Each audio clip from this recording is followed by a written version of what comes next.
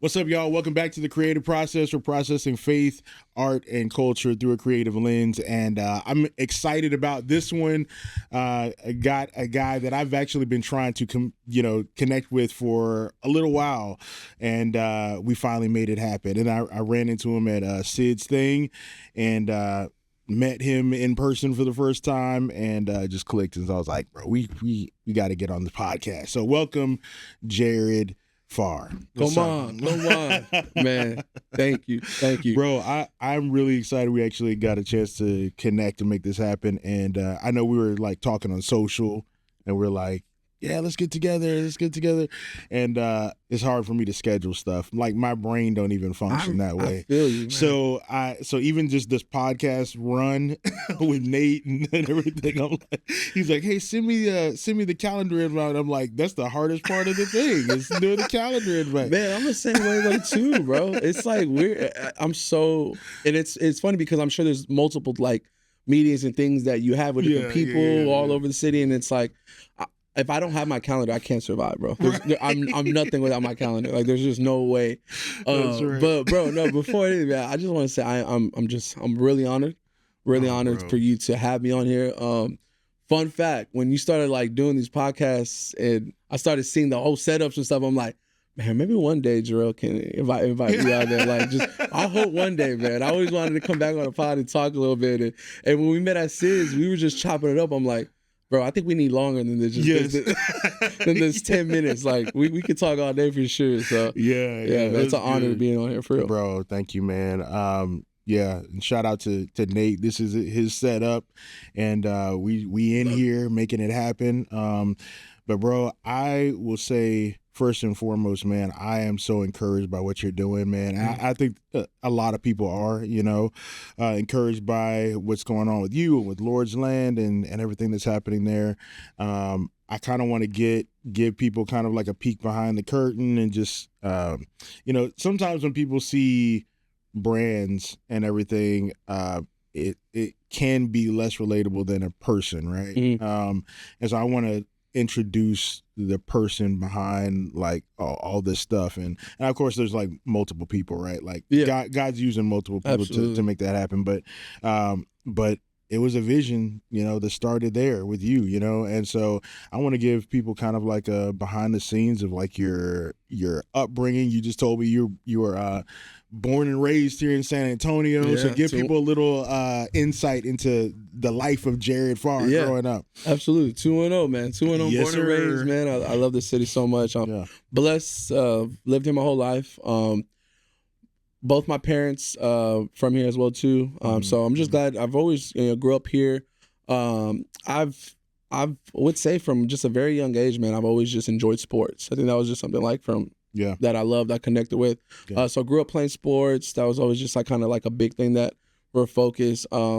Big on family, grew up with my older brother, and I have 2 younger siblings as well too. Okay, cool. So younger brother and a younger sister.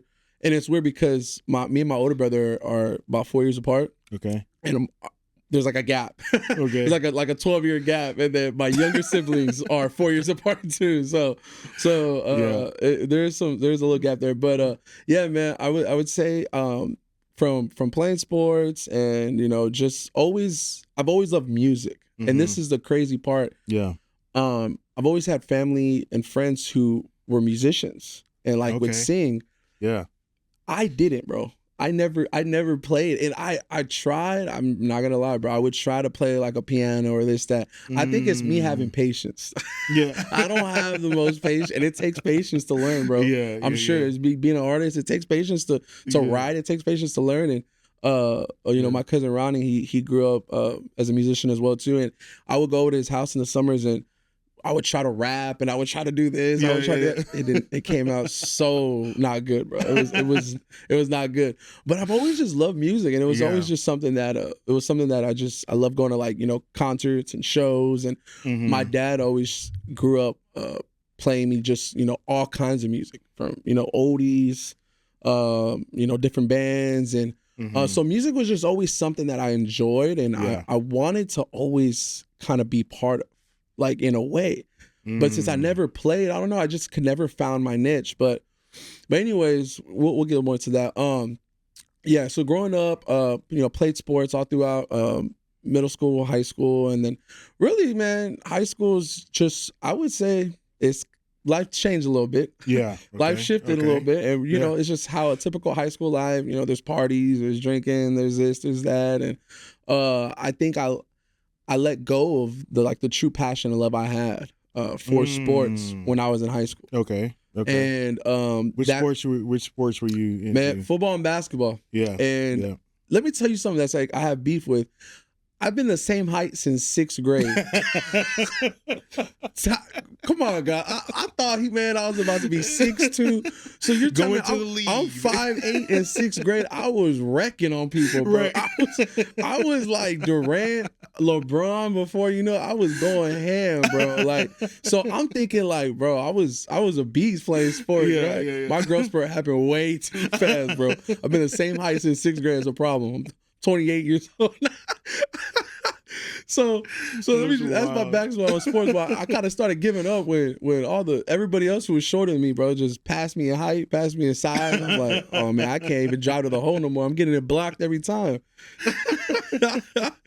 So high school, bro, that's what I just, man, I would play. I was receiver in football, quarterback. Yeah, couldn't see over the line no more. I was like, so as my sports career started declining, man, It was all downhill after that in sports, man. I watched Project X, that movie came out, and let me just tell you, that's when a whole other life happened that I went to.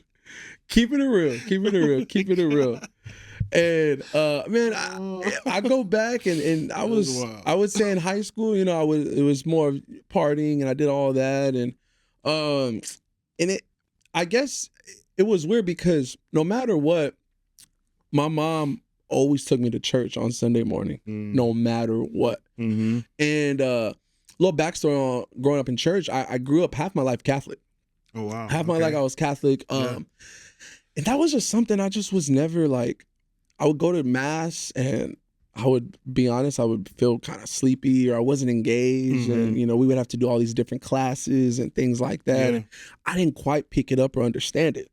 Right. And I would tell my mom that kind of week after week, Mom, I just don't like it. And it almost got to a point as I was like, maybe like becoming like maybe 8, 9 years old. I was like, I just don't want to go. Like, do we have to go? It was almost like a burden, like to go to church. Yeah. And being a kid that age, I only think that's it. I don't know there's all these other churches. I don't know there's other like religions. I really don't. I just kind of think that's all the churches are like that church, right? Mm-hmm.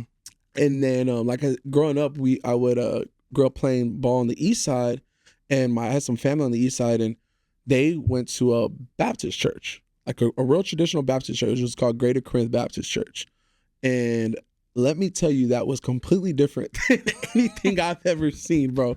Bro, they got choir, 30, 40 people choir. My uncle was on bass. My cousin was on drums. I'm like, I was used to just a lady playing a cello, bro. Yeah. Like, it's 2 people singing. I was like, what is it, bro? It was like a party. Yeah. I was like, man, it was crazy. It was such a different environment.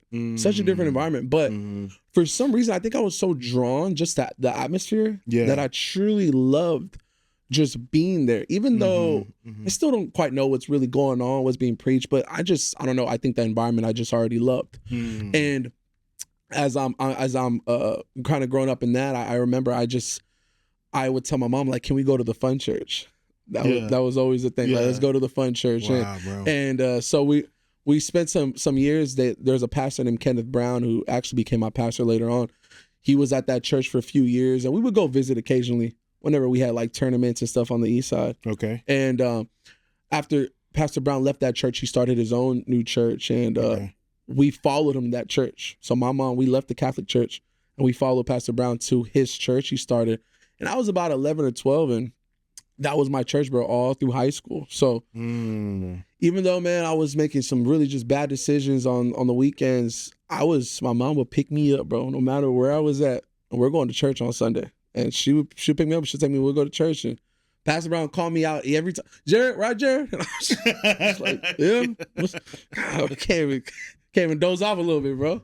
Right. Can't even doze off. But and I was following, like I said, that was my church throughout high school, and I remember I was about 16 when I got baptized again. You know, so as in the Catholic world, I got baptized as a baby. But I was 16 when I was really just like, I really want to give my life to Christ. And but even at that, man, that was maybe a few months.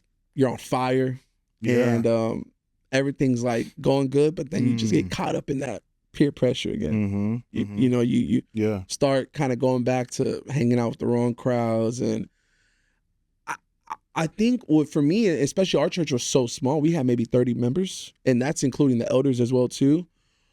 I didn't have that many like people around my age. I would say students. Like there's only maybe 4 or 5 of us. And in my head, I'm thinking this is all there is. There's the Catholic world, there's like the Baptist, and that's it.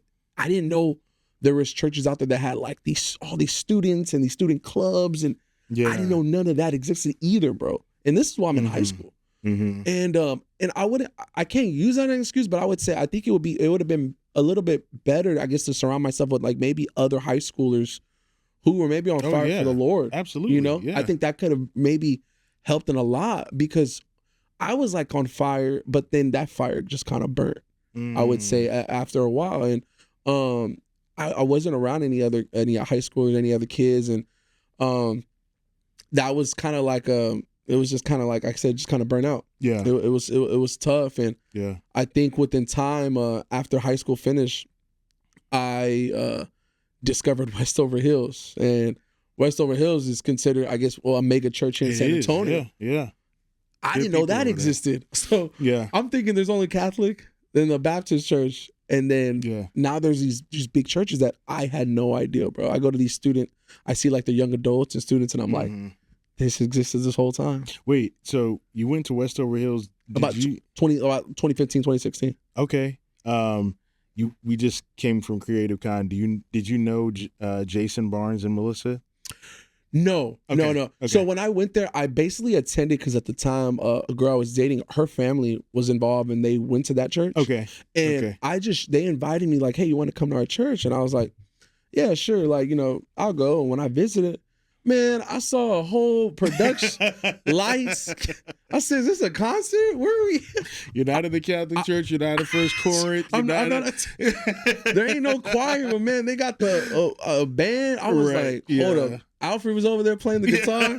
That's what we go back. I saw Alfred playing. He was one of the leaders. And but that unlocked something else for me going there. And I think that's where really unlocked the heart for worship. I really, truly felt. Wow. Because this time, I'm about 18, 19 years old.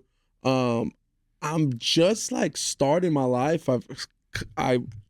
School. I graduated from high school. Just about to start college. And just trying to figure out where to go. And I knew that I enjoyed being in the church, but I just couldn't find out how or what. Like, I thought, I knew for sure Catholic wasn't for me. And then when I was in the Baptist church, I liked it, but I felt like I didn't have, like, I guess I was surrounded, I had the most support being around. And maybe because it was a much smaller one, but even at that, I just didn't feel right 100% there either. But when I went to Westover, I remember just attending, I was like, this is really cool. Like, I truly, truly enjoyed it. And I started hearing worship. And that was like, man, 2015, that was hearing like old Elevation and stuff, for 10 years ago. I never knew any of that existed, bro.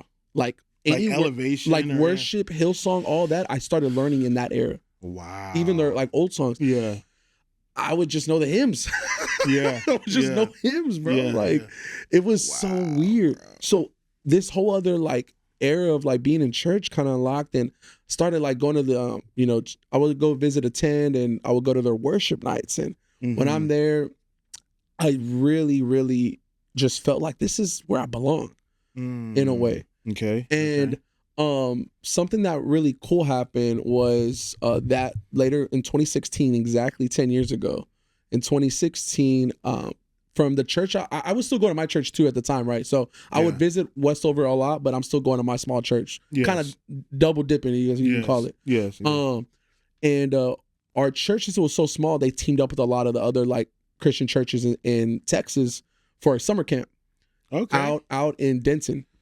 So we go out to the summer camp, and it's Denton, and we take the bus out there, and dude, there's 500-600 students from like 6th grade all the way to like college. It was like, it was the coolest thing because I think now I was actually pretty excited to like, I don't know, be surrounded with like other, you know, students and people on fire for the Lord. It was like, and it was my first time at camp. Okay. I've never been at camp before that. All right. So I'm 19, I'm there, and I'm a counselor for the middle schoolers.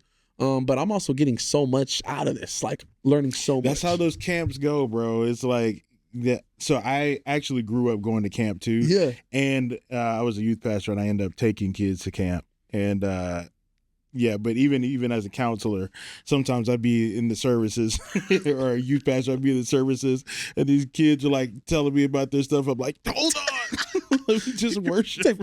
Yeah, give me 1 second. Yeah, exactly. Bro, talk to Jesus about it. Something about being just the bunk beds and like you know like. I was like, bro, this is lit already. Like, just showing up, I'm like, this is gonna be the best weekend ever. I don't know, you're on fire. Do you remember the name of the camp? It was Camp Exalted. Okay. By Francis, I believe. I forgot his first name. Pastor Francis, Camp Exalted, and it was it was they got a lot of churches, a lot of churches in the South Texas together, and so when we get up there and we're there for the weekend. It was the last weekend of camp, or it was, I'm sorry, the last night of camp, and it was like a Saturday night, and it was an evening service. And as the worship team's closing out, you know, all the kids, they want to go hang out with their friends outside. They had like food trucks and stuff. It's about like 9 o'clock. They're dismissing, and the worship team's dismissing, and they're closing out. Everyone's exiting the building. Well, I'm in the very back with all the other counselors. But bro, in this moment, I was felt led to go up to the front. Like almost like God was pulling me because the worship team was playing and it was so good. And like I said, I started discovering worship like at Westover Hills and these other churches. And now I'm at this camp and it was just so powerful. So I go up to the front, like the very front, and I sit down and I'm in the very front. I look to my left, to my right. I look behind me. Not one person was in that building besides me. And the worship team kept playing. They didn't stop. They kept playing. And to this day, one of my favorite songs, it was Good Father by Chris Tomlin. And they're playing the song and I'm just in this moment. And it was the first time I ever encountered the Holy Spirit. Wow. First time ever. Wow. Feeling I'll never forget. Feeling I didn't want to let go. It was, I was just so moved and I just was in this moment, in this presence, and it was like no other. It really is. It was just so powerful. And I didn't tell anybody what happened. I just remember after being there for 20 or so minutes, I kind of got up and walked back to my room, and I didn't know what to do or say. I don't know, right? Because you might have some questions like, I just feel like this, it was different. Like it was something different, and I felt like I had to go up there. I could have easily walked out with the kids. I could have easily gone to the food trucks. I could have easily hung out with everybody else. It's the Holy Spirit drawing you. He took me to the front, sat me down, and they didn't stop playing. They kept playing like if there was 300 people still behind me. But they knew that one person needed to hear it more than those 300. And it was so true, bro. And I didn't tell anybody. And that next day we come back home to San Antonio, and on the bus, my childhood pastor, Kenneth Brown, was sitting right next to me. And I didn't tell him. I was thinking about it, but I was, still figuring out, juggling. Yeah. He's sitting right next to me, and he just looks over randomly. He said, Jared, he said, you're going to be an evangelist one day. You're going to help people get closer to God with the power of worship. Wow. Man, I looked at this man. Man, I don't preach. I don't sing. I don't play in it. Yeah. How am I going to help people get closer to God? Like, and he just said, you will. And I couldn't tell you one conversation on that bus ride, but those exact, what he told me that day stuck with me for so many years, and I never knew why he said that. And I didn't know, especially even at that time, what people prophesizing over you and how powerful, that is, and people who have the gift to do that. Yeah. I thought he just said that just to say that. Like, and that stuck with me for so many years, bro. Even in my low moments, my dark times, I'm like, why did Pastor Brown say that?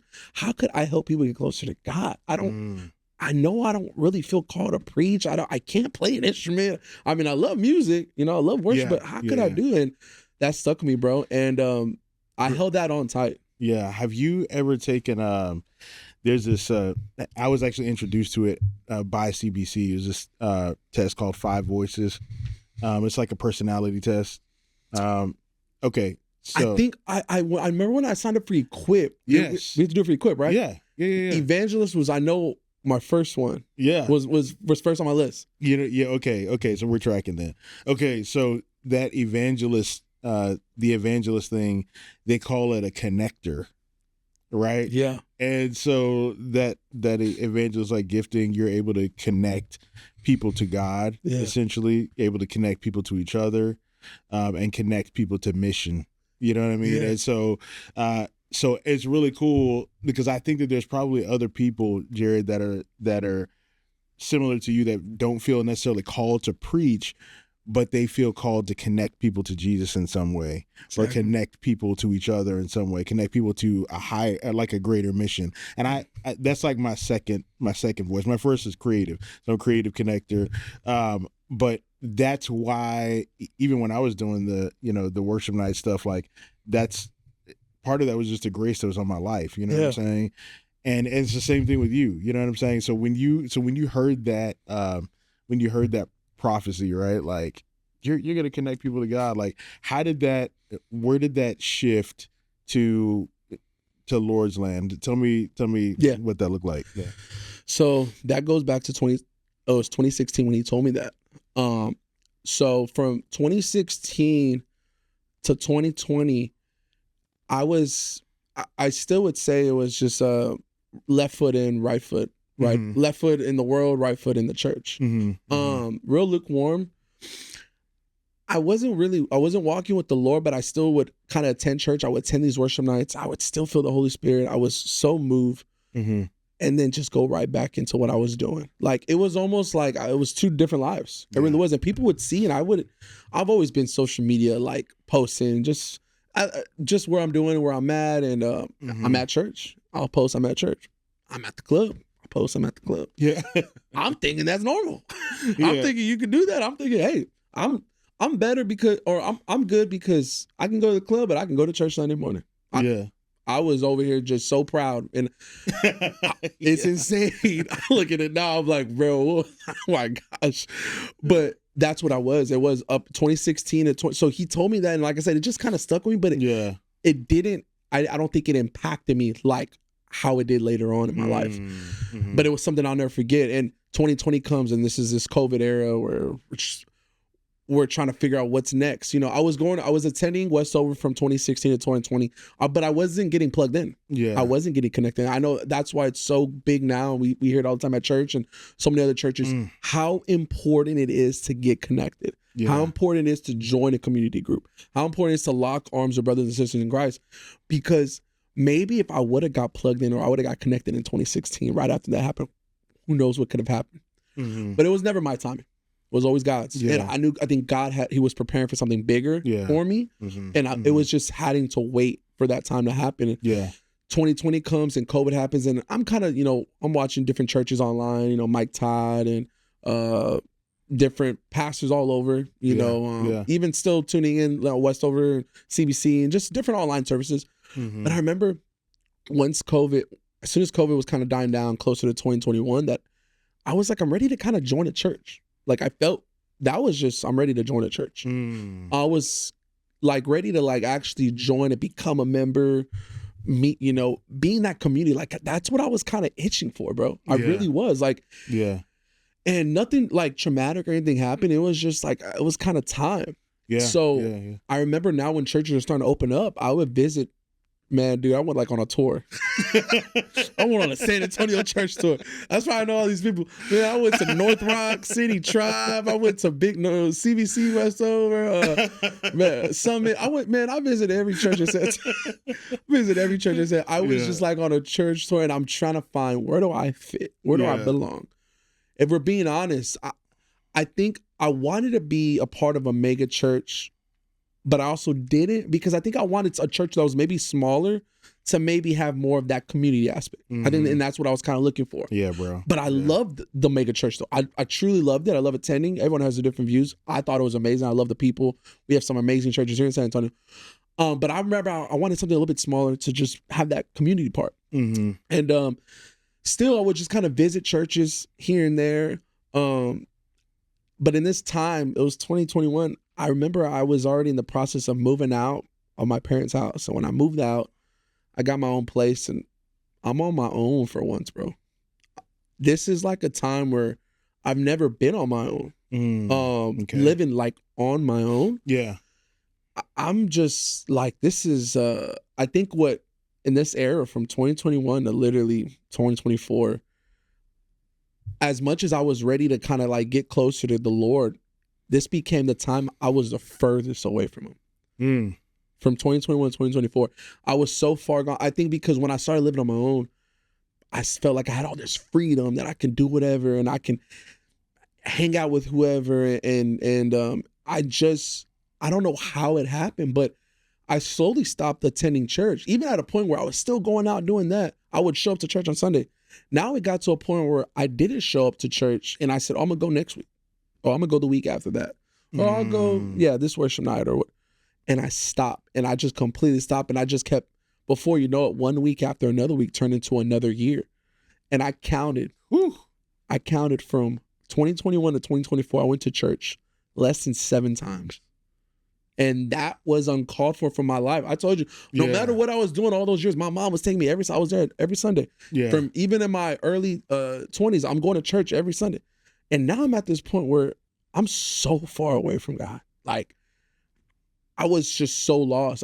It was like just blurry. It was dark. I was just so far. I was just living such a different life. And I didn't once think about, I never thought about God. I didn't think, like, I'll go when I go, or I'll talk to him, I'll pray, or when things get bad or hard, I'm gonna go to him. Like, that's the mindset I had. And it was so tough, man. And this is one thing that really stuck with me.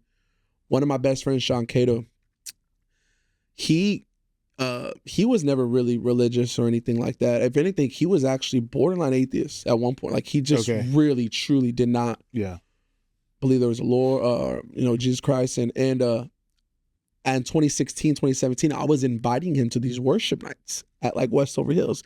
And I'm like, hey, bro, you should come with me to this worship night. You should come. I'm good. After a while, I respected. I was like, he doesn't want to do it. That's not his thing. And then I remember I invited him one more time. He was like, you know what? I'll go. He came with me this worship night. And it was good. I enjoyed it. He enjoyed it.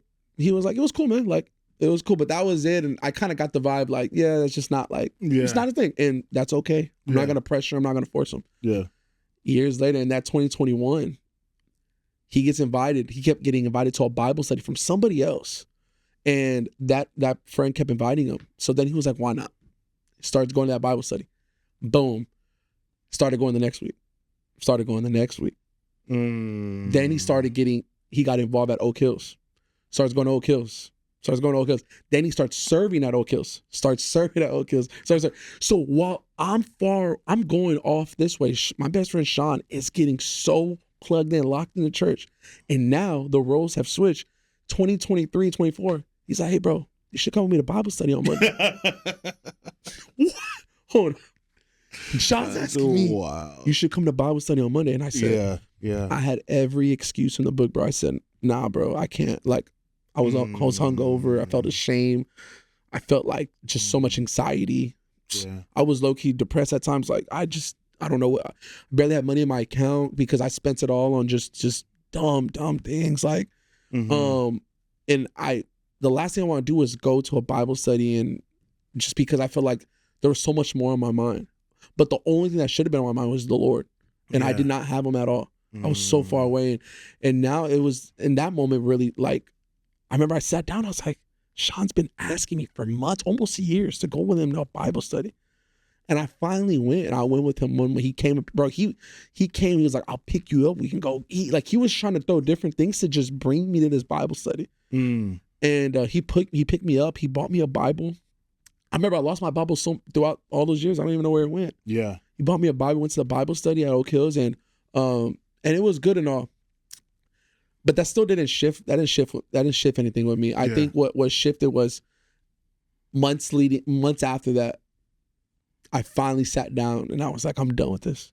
I'm done with this life. Like, I've had it, like I said, nothing traumatic happened, but there were so many traumatic things that all these years build up. Yeah. And when I sat down, it was in the end of 2024. My lease was already ending. I was like, I need to go back home. I you know what? I'm 27 years old right now. I don't care what anybody thinks. I know what I think and what I know what's best for me right now. I need to get away from all these things that were holding me back, pulling me away.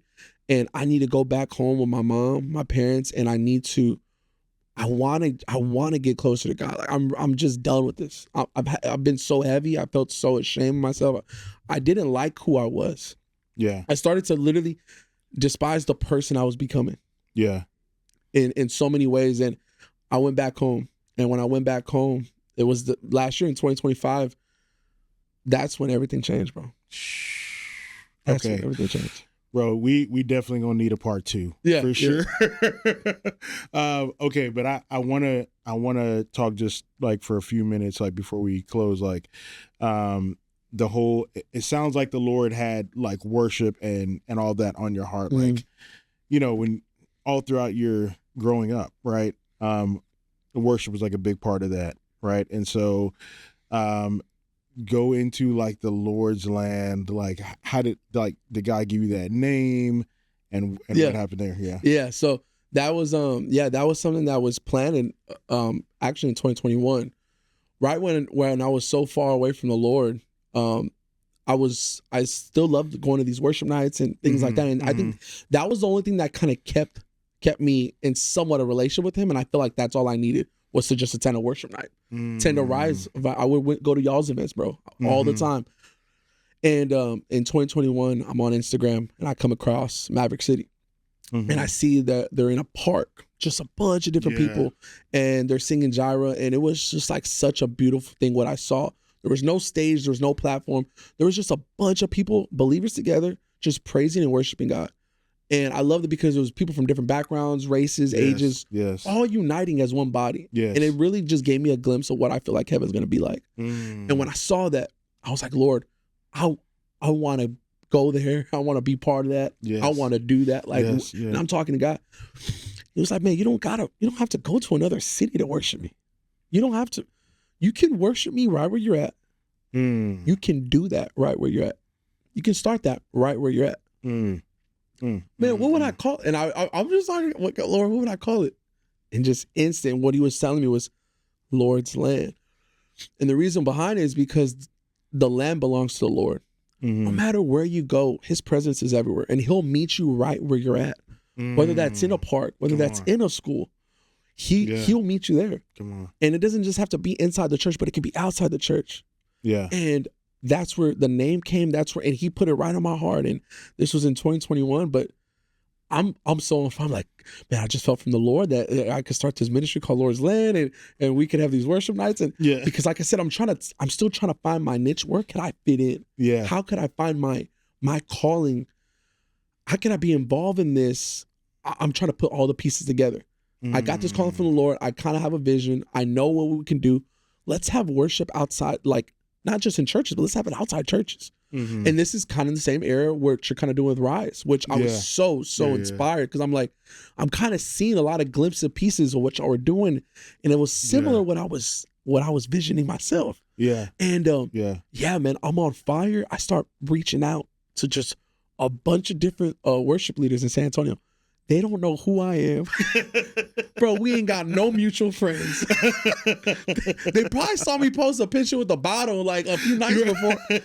This guy I probably look crazy, man. I probably look crazy. Hey, man, my name is Jared. I have this vision called Lord's Land. We're going to have these worship nights, 2 hours. Different pastors come every month. Like, I just sounded like, and I still have the pitch, bro, in my notes. I still have the pitch in my notes. Let's go. And, bro, I reached out to a lot of different people. And you know what's insane is a lot of those people said, let me know, man. That sounds pretty cool. Sounds like a cool thing. Sounds really, I'm all about uniting. Let's do it. A lot of people are on board. The only person who wasn't on board was me. Because God never gave me the wisdom to even advance it or to take the right steps because of what I was doing. I wasn't in with him. I was so far away from him. He knew I couldn't have a worship night on a Monday night because what I was doing on Thursday, Friday, Saturday, Sunday. There was no way. He was never going to allow it to ever happen until I actually surrender and walk with him. Woo. And that happened for 3 years, bro. Or 4 years. Yeah, 21, 22, 23, 24. For 4 years, I'm messaging these people, and it's for a season. Mm-hmm. And I'll be inspired. If I go to a Rise event, I'll go to a Maverick City event, I'll go to an Elevation, and I'm like, oh man, Lord's Land, it's back on my heart. We can do it. It's going to happen this year. Yeah. But it was never on my heart to dive in the Bible, to get in the Word, to go to a Bible study, to even attend church. All I want to do is just have worship nights, but I'm not even getting, I'm not even growing my faith. Like, it doesn't, he was never going to allow it, bro. He was never going to allow it.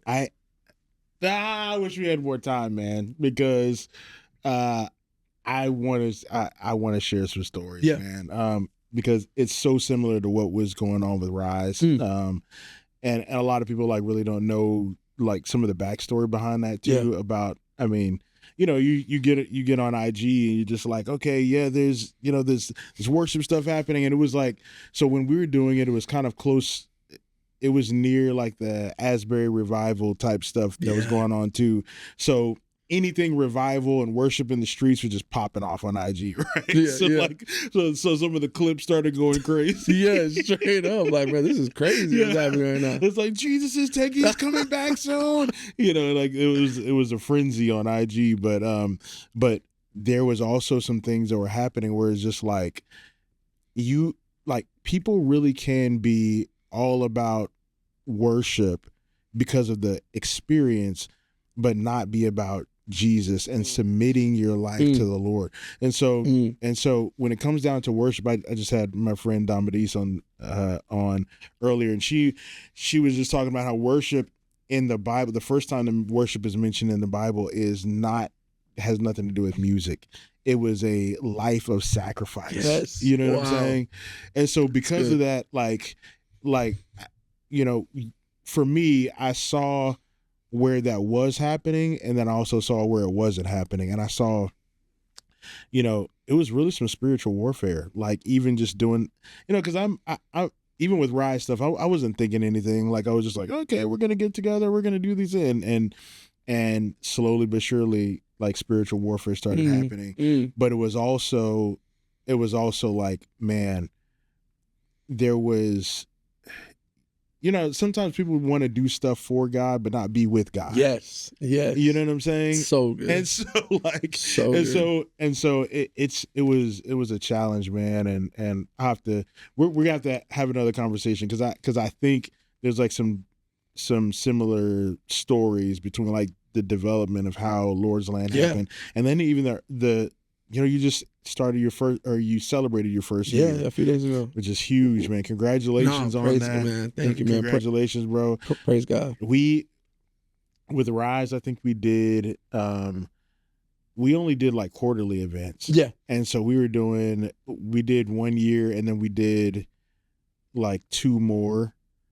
People felt like we did like a lot of them. We didn't. Yeah, I went to most of them. Yeah. And I love just because, and I love them, man. I love it, and I know we're gonna have a part 2 for sure. We have a lot to talk about, man. We really do. But I mean, I always tell people all the time, even before, like, even without knowing you, like, I was always just inspired by you, and just so I want you to know, man. Like, I was always like inspired by like what you've been doing in the city and in this community, and like just creating these environments and spaces for, you know, creatives and people all over to come together and to use their gifts to glorify the Lord.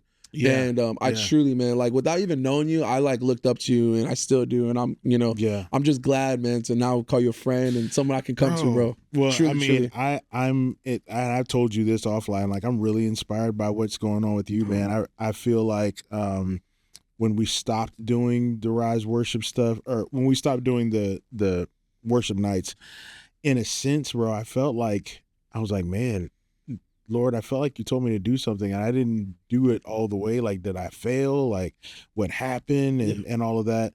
And when I see, you know, these markets that are happening and the worship stuff that's happening, all these different, I'm like, God wanted me to play a piece, and it was just, it's bigger than me, and praise God that I was able to play a role in it. You know what I mean?